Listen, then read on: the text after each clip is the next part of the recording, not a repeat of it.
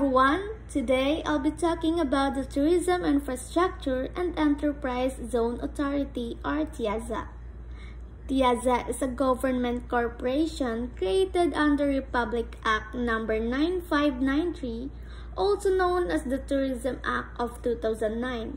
It was established on May 12, 2009, replacing the Philippine Tourism Authority or PTA. TIAZA continues the functions of the former PTA, serving as the implementing arm of the Department of Tourism in providing infrastructure, support, and promoting investment in Tourism Enterprise Zone, or TEZ, across the country. Its maintained functions includes developing tourism infrastructure, designating and regulating TEZ, managing tourism assets, and collecting the Philippine travel tax. As the country's builder of tourism infrastructures, TIAZA helps develop areas with cultural, historical, and ecotourism value, promoting pride in Filipino heritage and natural bounties and uniqueness as a race. In short, TIAZA plays a vital role in building and enhancing the country's tourism destinations for both local and visitors to enjoy. The Department of Tourism, hereinafter referred to as the Department, shall be the primary planning, programming, coordinating, implementing, and regulatory government agency in the development and promotion of the tourism industry, both domestic and international, in coordination with attached agencies and other government instrumentalities. It shall instill in the Filipino the industry's fundamental importance in the generation of employment, investment, and foreign exchange. The current construction issues can negatively affect tourism infrastructures in several direct and indirect ways, reducing the quality of tourist experiences and limiting a destination's ability to attract and accommodate visitors. Below is a concise explanation. 1. Delays in infrastructure's development. Airports, hotel, roads, and attraction may not be completed on time, leads to reduced capacity during peak season. Tourists may avoid destination that appears unprepared or chaotic. Example, the Bohol Panglao International Airport expansion faced multiple delays, pushing back its operational capacity. As a result, international flights were limited, affecting tourism growth in Panglao despite high demand. 2. Disruption of tourist experience. Ongoing construction create noise, dust, traffic, congestions, and restricted access. Tourists may have difficulty reaching destinations or enjoy less scenic environments. This can result in poor reviews, damaging the destination reputation. Example, during the rehabilitation of Boracay in 2018, tourists reported unpleasant experiences due to construction noise, limited amenities, and closed areas.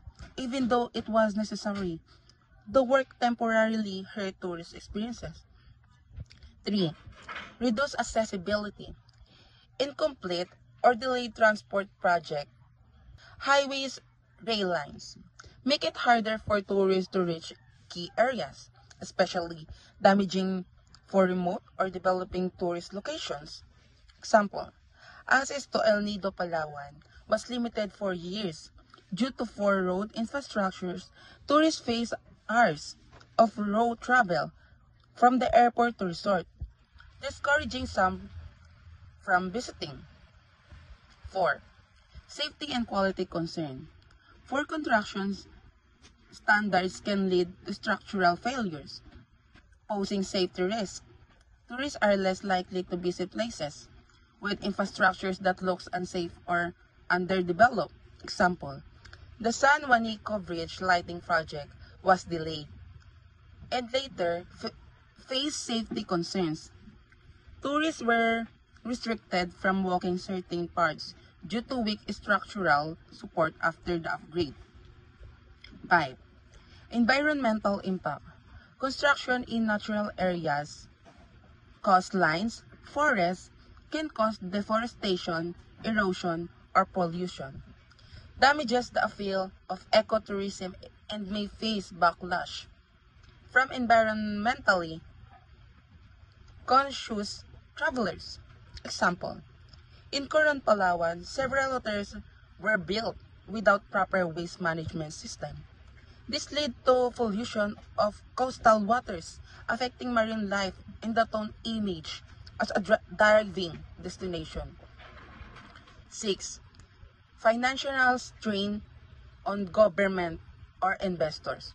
Cost overruns may cause cutbacks in other tourism-related services like marketing, maintenance, or staffing, affecting overall service quality in the tourism sector. Example, the Mactan Cebu International Airport Terminal 2 project faced increased material costs and unforeseen delays, forcing contractors and the government to adjust funding several times, straining budgets. 7. Negative perception. Media resort or online content showing construction chaos can discouraging tourism or tourists. Tourism depends heavily on perception of comfort, accessibility, and aesthetics. Example, international travel blogs or vlogs criticize the infrastructure in Siargao after typhoon. Odette, showing videos of broken roads and limited electricity months after the storm, discouraging potential tourists. If a major city is upgrading its airport but the construction is delayed, flight may be limited, passenger face inconvenience, taxis and roads near the site become congested. Result, tourists may choose another more accessible destination. Construction is essential for improving tourism infrastructure, but poor planning, delays, or mismanagement can disrupt the tourist sector. To protect tourism, project timelines, quality control, and communication with the public must be prioritized. Tourism Enterprise Zone. A Tourism Enterprise Zone, or TEZ, is a special area developed for tourism. It's carefully planned to include hotels, resorts, theme parks, and other attractions, all working together to boost local tourism. These zones are designed to attract tourism investments by providing fiscal and non-fiscal incentives to registered tourism enterprises, which can include hotels, resorts, theme parks, and other tourism-related services. TEZs are established to promote specific areas with historical, cultural, environmental, or tourism potential. There are two processes in applying for TEZ, and the first one is establishment process, and the second one is the operational process. Establishment process. TEZs are not applied for directly by private parties but are proposed to the Department of Tourism for evaluation and recommendation to the President. This process is led by local government units or private proponents. Step 1. Submission of proposal. Any local government unit or private entity may submit a proposal to the DOT for the declaration of an area as a TEZ.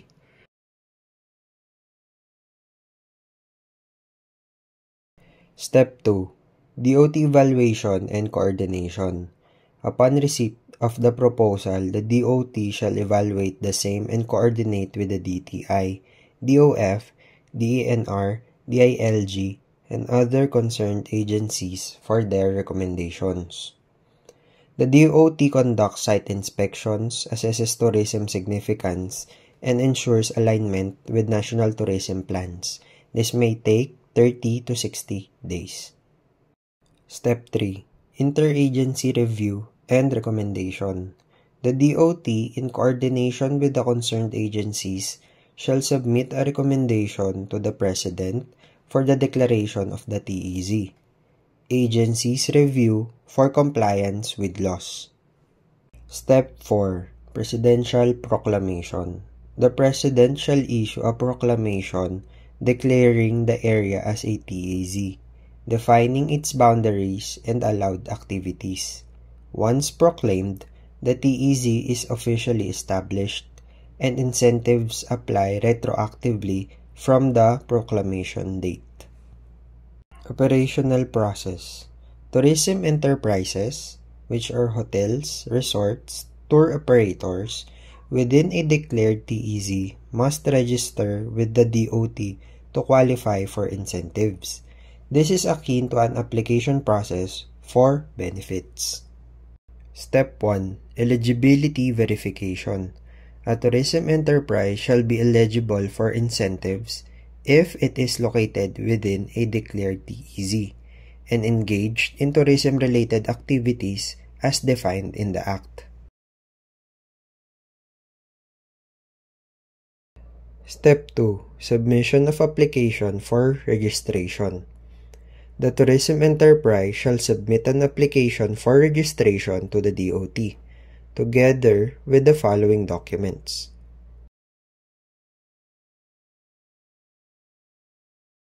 Step 3.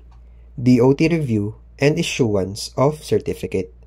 The DOT shall review the application and, upon compliance with requirements, issue a certificate of compliance or COC to the tourism enterprise. Review includes verification of documents and site inspection. Processing may take 15 to 30 days. Availing of incentives. Upon issuance of the COC, the tourism enterprise may avail of the incentives provided under Section 11 of the Act, subject to the rules and regulations issued by the DOF. Incentives include income tax holidays, duty-free imports, and tax exemptions. Enterprises must submit annual reports to the DOT to maintain eligibility. Step 5. Compliance and renewal. The COC shall be valid for the duration of the ITH or as may be specified. Renewal shall require submission of updated documents and proof of continued compliance. Non-compliance, an example of this is environmental violations, may lead to revocation.